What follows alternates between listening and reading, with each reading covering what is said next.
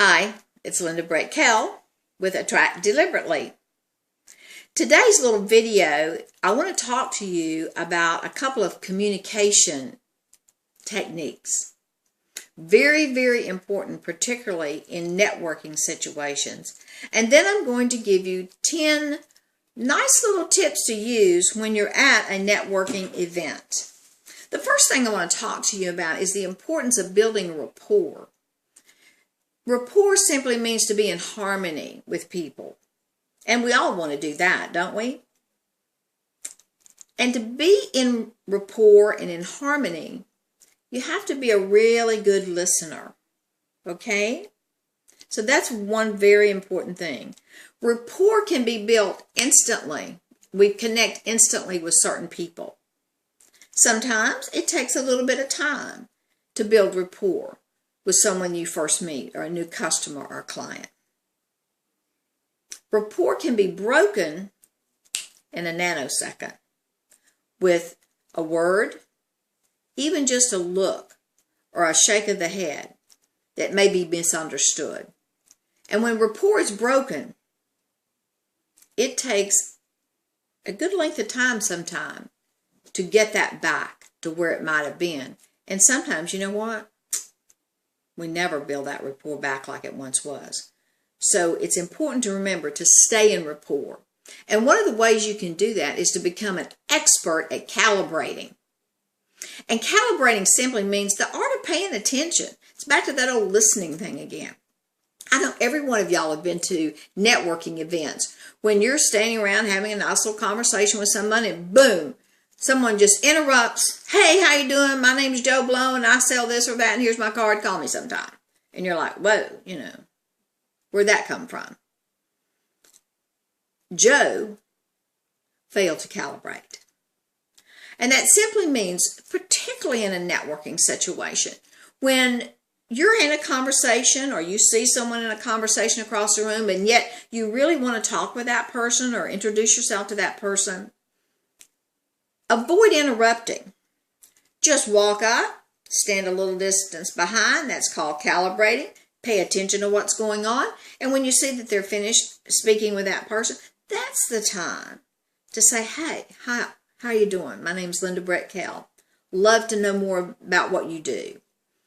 Perhaps I can be a good resource for you. Whatever you would say to a person. So remember, be in rapport, establish good rapport, and you can do that by learning to calibrate.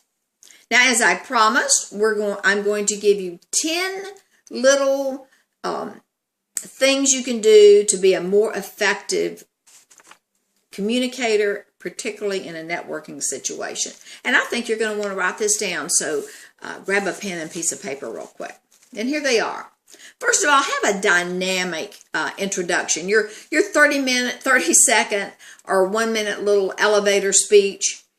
Remember, rather than saying my name is and my company's name is this, tell them what you do. For instance, I would say, hi, my name's Linda Brett-Kell. And if they say, well, what do you do? I don't then say, well, the name of my business is Attract Deliberately. I say, well, you know how some people just really kind of get confused and are unclear about what they really want in their life and need some direction. They'll say, yeah, I know that.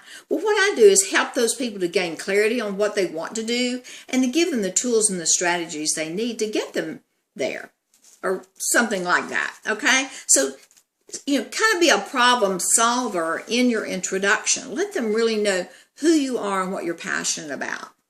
The next thing is simply smile. Look like you're alive. Thirdly, show an interest in what that person you're talking to is speaking to you about. Look them in the eye. Don't be darting around the room looking for the next person you want to talk to.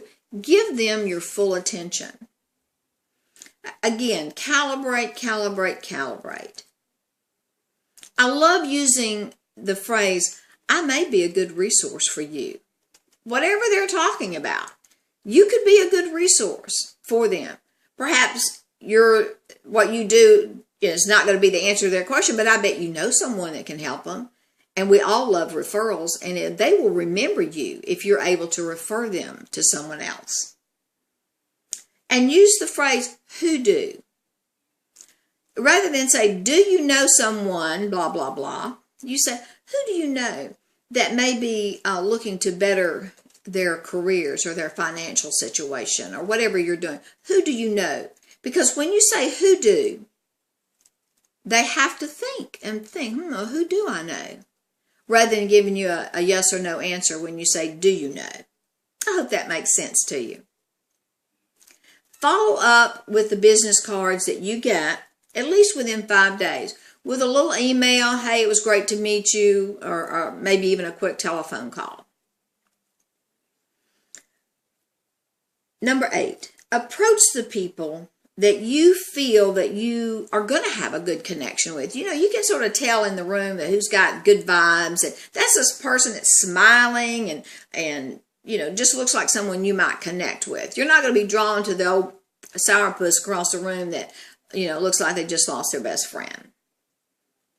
Number 9, be a giver. When they hand out their business card, say, you know what, could I have an extra one? Because I'd love to be able to refer you to someone. And be persistent and accountable. And that, I mean, don't just go to one networking event and think you're going to, you know, get all the clients that you need. Business is built on relationships and trust. So you need to be consistent. You need to be accountable. You need to show up each and every time that that meeting is held. People need to know that they're going to see you, and they're going to be glad to see you because they're going to remember you from the last time. So those are just 10 little easy tips. I hope it's helpful. I hope you're having a wonderful beginning of July. I know I certainly am. It's my birthday month. It's my anniversary month. So going to be a lot of celebrating going on here in the Central Florida. Thanks so much. Linda Brett-Kell with Attract Deliberately.